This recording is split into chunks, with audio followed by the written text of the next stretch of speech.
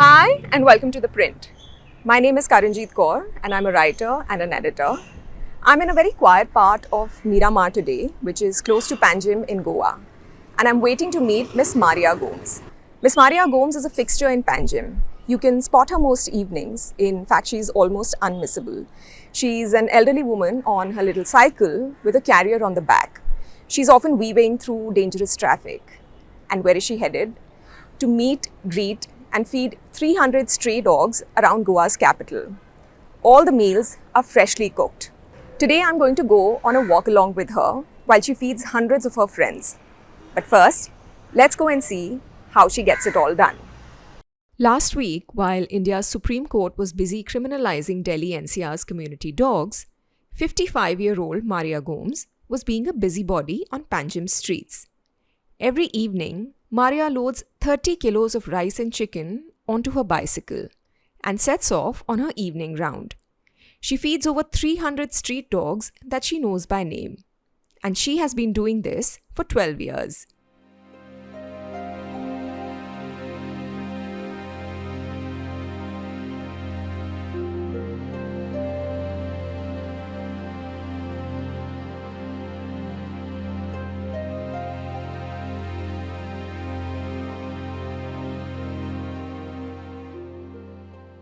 Auntie Maria, as she is fondly known, lives in a 2-room rented house in Miramar that she shares with a bunch of cats, chickens, and turkeys.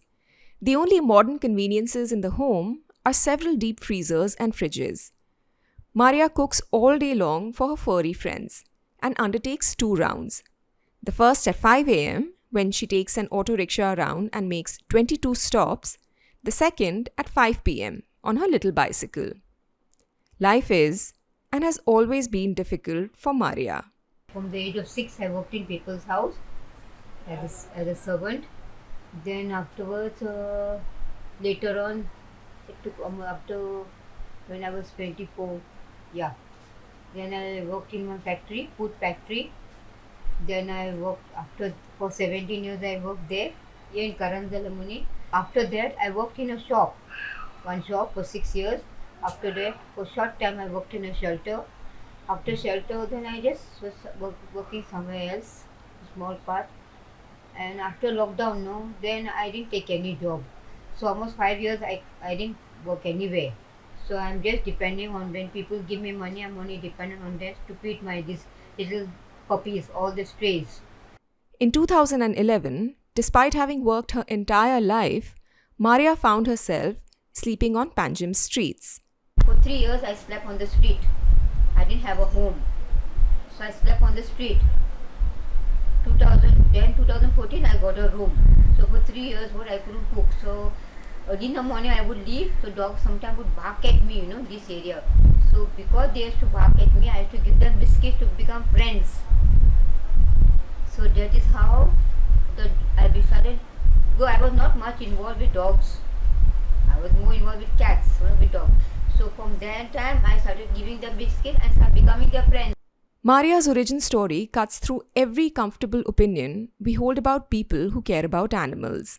Her love for dogs does not stem from middle-class stability, but from her existence on society's margins. Despite no support from local organizations, Maria's spirit isn't dampened. It's a battle. So if one person does what is right, you can win a battle. And with that, Maria sets off on her feeding route. Her first stop is a schoolyard, where the watchman helps clear up an area for the dogs to eat. Maria carefully lays out the food and ensures each dog gets their fill. She makes several stops along the Miramar Promenade, Kampal, and the main Panjim thoroughfare. Everywhere, the dogs recognize her and come to greet her. At each feeding spot, Maria makes sure no territorial disputes erupt. I finally ask Maria what she thinks of the Supreme Court's order against stray dogs.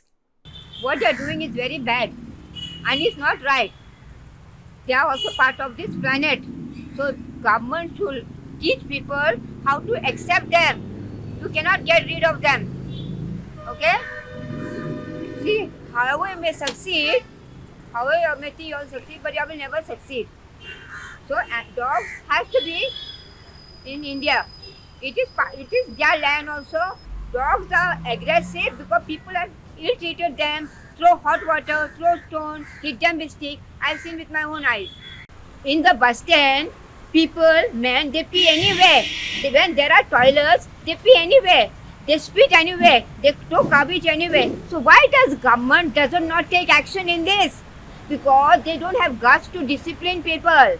We must discipline people how to live. And also they have to tell children, especially children who play the fool, who parents don't even educate them, not discipline, not even tell them anything, put them fear. And first only they throw stones. First only they take stick. I'll tell you one thing, I will fight for them. Even if I'm in Goa, no, I will fight in Delhi. It's easy to see how the order is already emboldening people to take a stance against feeders like Maria. A few minutes later at Kampal Gardens, while she's feeding a blind dog named Babu, a watchman comes screaming at her. An argument breaks out. The watchman yells that she is not allowed to feed dogs in a public park. A family with young children also rage against Maria, but she stands her ground. Finally, the complainants disperse and Maria heads further inside the park to feed her troop. Across India, feeding community dogs has been a battleground for years. Despite several rulings in favor of community feeders, residents threaten feeders and hit the dogs at sight. Anyone who chooses to challenge this behavior is routinely told to take their compassion and community dogs inside their own houses, rather than shared spaces. But people like Maria show us that there are other responses to hostility. Her defiance stems from the understanding that some battles are won through sheer doggedness.